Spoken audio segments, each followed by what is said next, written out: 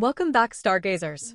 You may have heard of several potentially habitable exoplanets orbiting red dwarf stars and thought that these stars are ideal for life due to their long lifespans. But did you know they might actually be one of the worst choices for hosting habitable planets?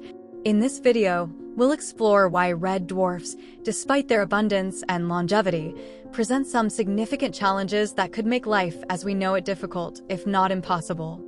First, let's talk about red dwarfs themselves. Red dwarfs are the smallest and coolest stars in the main sequence, making them far dimmer than stars like our Sun. Because they are so dim, planets must orbit very close to these stars to be within the habitable zone where liquid water can exist. But this close proximity comes with a price. Many planets in the habitable zone of red dwarfs are tidally locked, meaning one side always faces the star while the other side is in perpetual darkness. This creates extreme temperature differences, with one side potentially scorching hot and the other freezing cold. Next, let's consider the star's activity. Red dwarfs are known for their intense and frequent stellar flares. These flares can be hundreds or even thousands of times more powerful than anything our Sun produces. A planet in close orbit could be bombarded with radiation, which can strip away its atmosphere and expose any surface life to harmful radiation. Even without flares, there's the issue of radiation. The proximity required for a planet to be in the habitable zone also means it's subject to high levels of ultraviolet and X-ray radiation from the star. This radiation can be damaging to any potential life forms and makes it difficult for a stable atmosphere to exist.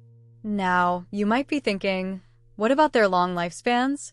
While it's true that red dwarfs can burn for trillions of years, giving life plenty of time to develop, the hostile conditions they create might mean that life has little chance to begin or survive.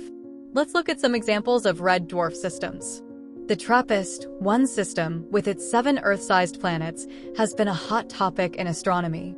However, all of these planets orbit very close to their red dwarf star, making them likely candidates for tidal locking and extreme radiation exposure. Proxima Centauri b, the closest exoplanet to Earth, orbits a red dwarf as well.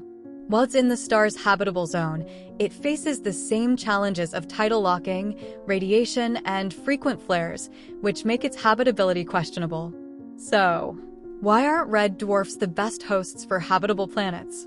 Despite their longevity and abundance, the challenges of tidal locking, intense radiation, and frequent flares create a hostile environment that makes it difficult for life to thrive.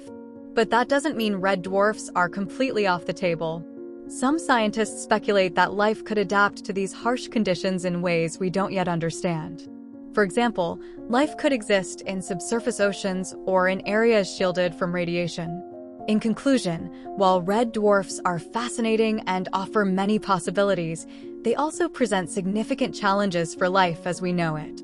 The search for habitable planets continues, and while red dwarfs are part of the picture, they might not be the best candidates for hosting life.